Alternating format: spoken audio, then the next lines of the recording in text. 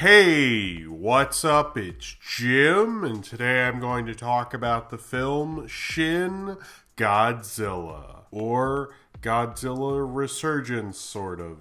Maybe not. It really doesn't feel like a Godzilla movie unless it's actually made by Toho and in Japan. And that's probably mostly because in Japan, Godzilla represents something. It is saying something about Japanese culture or what's going on at the time. And in any American-made Godzilla movie, it's usually just like, hey, Godzilla's a monster and makes stuff blow up and stuff and represents pretty much nothing, which is probably says something about their culture versus ours, and especially how Japan views their culture versus ours as well. But this is the 31st Godzilla film ever made. It is the 29th Godzilla film made by Toho, and it is actually the first full reboot. And by that I mean that the other ones, The Return of Godzilla and Godzilla 2000, were basically reboots as if Godzilla came back all those years later, and that the very first, the classic film Godzilla, or Gojira as many people call it, from 1954,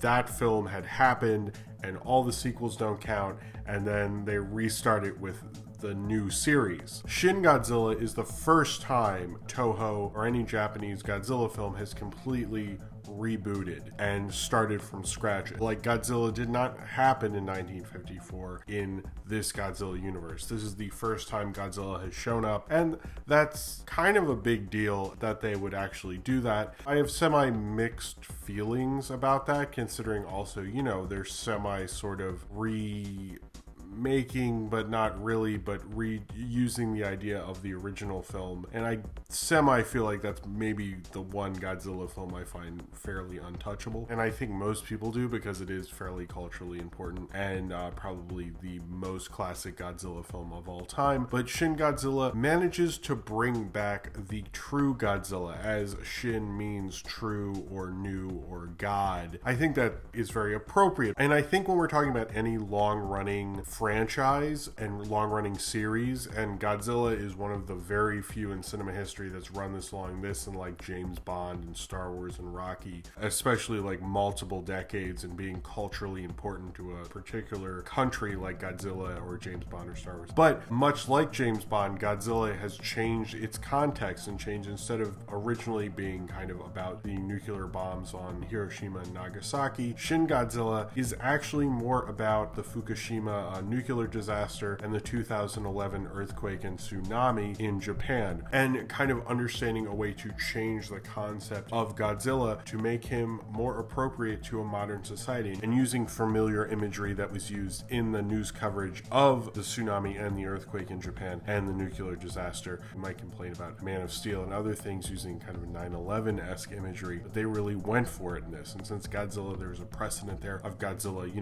actually representing something, it quite works in this film. But the other thing, and I think the main thing, and I think what most American audiences and people who saw it when I saw it seem to think, is that there's not really a lot of Godzilla. It's more about the logistics of dealing with a creature like Godzilla, kind of echoing all the problems they had with dealing with the big government that was kind of holding back Japan and holding back the rescue efforts and things like that. And Shin Godzilla is kind of a satire on the Japanese government and things that happened around that time. And that's interesting, and I think much like the other recent Godzilla movie by Gareth Edwards, the American one that didn't show Godzilla a lot, they're both interesting ideas.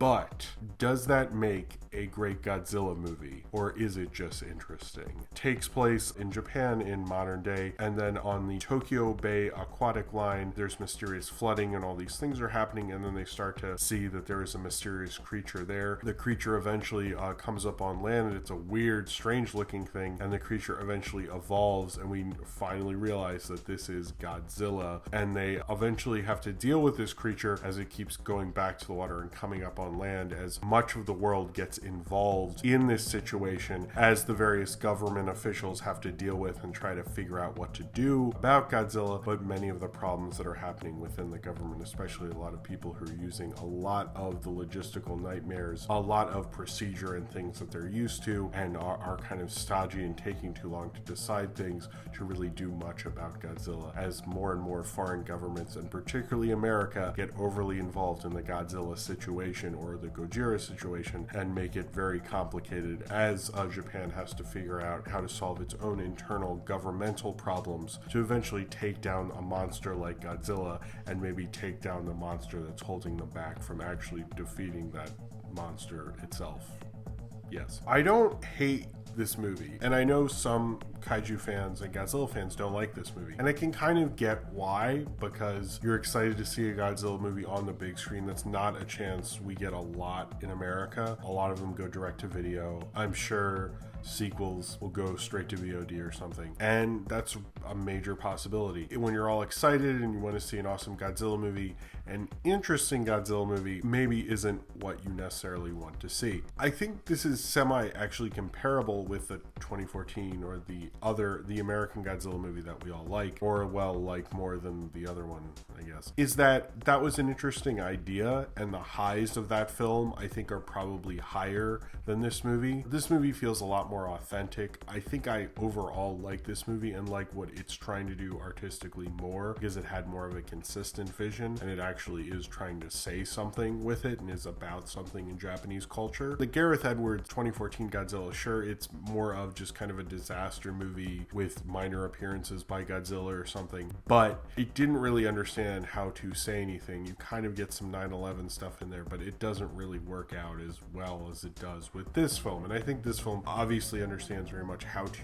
use the character of Godzilla and the metaphor, a walking monster metaphor that is Godzilla, to do something about modern Japanese culture like it always has. This character isn't just rich because he's an awesome character, because he represents something. And I think taking Godzilla and making from one major Japanese disaster to a more recent Japanese disaster is very appropriate and works very well. And having it be about the governmental ideas behind that is interesting, but I think the thing about it is this is like, okay, there's no one really a character to follow. Like typically the thing with any Godzilla movie, there's kind of an interesting thing you do with the human characters is you usually have 2 or 3 characters who you really follow, and you show some of the government stuff, but you don't really focus on it as much as this film does. And usually, like, the 2014 one, you follow, this army guy, and you follow Bryan Cranston for a little bit. Spoilers, he dies. You follow those certain characters, so there's more of a through line, and as an audience, it's easier to follow. This has, I think I read it has like over 300 credited actors in this movie. There's just so many people in it. It's supposed to represent this whole government body and what it represents and how it was moving slowly to deal with this. All these people who were just high up and very comfortable in their positions weren't doing enough as they really should have been. Like, that is an interesting idea, and I think it works for the most part, but there are real certain points in this movie where it's like, oh wow, this is as exciting as being at work and getting an all concerned email. Sometimes I think it can be interesting, and I am the type of person who will actually read an article about how all of the government logistics on how something happened and be really interested in it. But like, I'm watching a Godzilla movie. Part of the fun of a Godzilla movie, I know this character is rich in cultural significance for the Japanese, and I love that about this character and this franchise when that works very well. But also, I am a stupid American and I do like things getting all explodey. And Godzilla's like the headliner. He's the star of this. And to not see him enough and to focus more on this thing,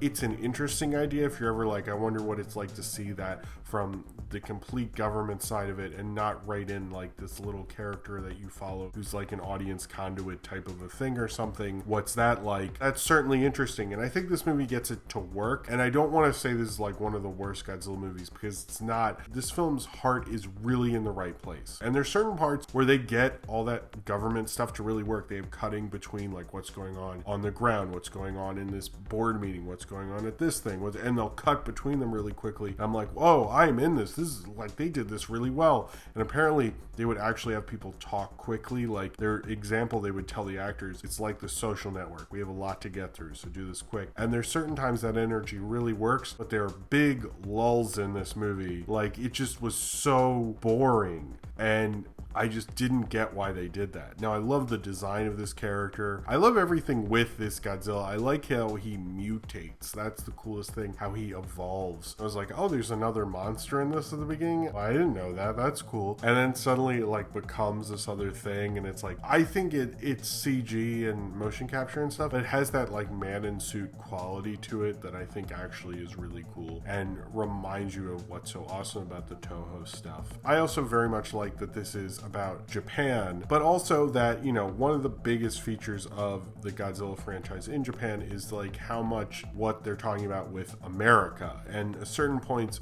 like Godzilla, I've heard represents America, and the better Japan and America get along, the nicer Godzilla is, and so forth. There's all sorts of theories about it. This does not necessarily make America look great. It makes America look careerist and the world's police. And this is a very post-globalization Godzilla movie. There's been others where they go, oh, America's concerned, and you'd be like, yeah, and they'd be like, yeah, they're worried. They're like, okay, we'll tell them it's okay. And they're like, all right, cool. And this one, they're like really involved, and there's like a Japanese actress who actually had to learn English with an American accent to do this film because she's playing like a representative from America. They have America heavily involved in forcing them to make certain decisions. The one little meta commentary I liked is that America names the creature Godzilla and Japan names it Gojira. That's in the movie. I love that. That's funny. There's a lot of kind of meta commentary about like America trying to decide what to do with the character versus what Japan wants to decide what to do with the character. Also kind of showing the hard work and how it represents something to them to take down this creature. There's a lot of meaning and subtext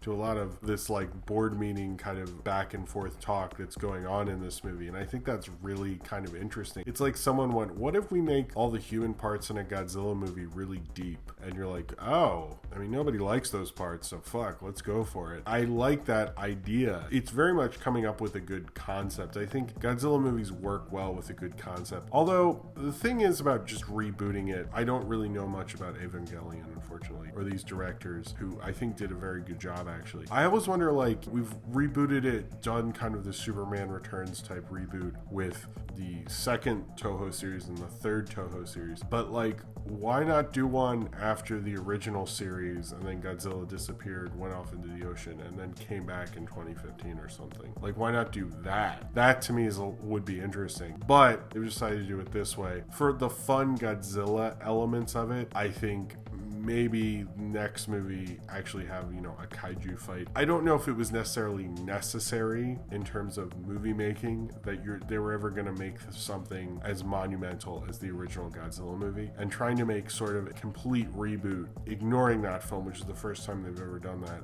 I don't know if I agree with that. I think the original is a classic and what probably the greatest giant monster movie ever made, and definitely the greatest Godzilla movie ever made. I don't necessarily like that they did that, but I think the ideas and changing the context of the character, particularly using it to represent something about the Fukushima nuclear disaster and the earthquake and the tsunami, is appropriate for this character. So it's kind of like it is appropriate for a Godzilla movie to come out after that. So I'm kind of like, I guess that's fine as long as they found a different context for it. And also it's a retaliation because Godzilla 2000 was an answer to everyone who didn't like the 1998 Godzilla movie. And this one is kind of an answer to the 2014 Godzilla movie. It's Toho's answer to kind of America and everyone complaining, well, I would much rather see a Toho movie. And I think Toho's, well, here you go, in the most Japanese way possible, representing something about Japanese culture. The interesting thing about Godzilla as a franchise is it's international,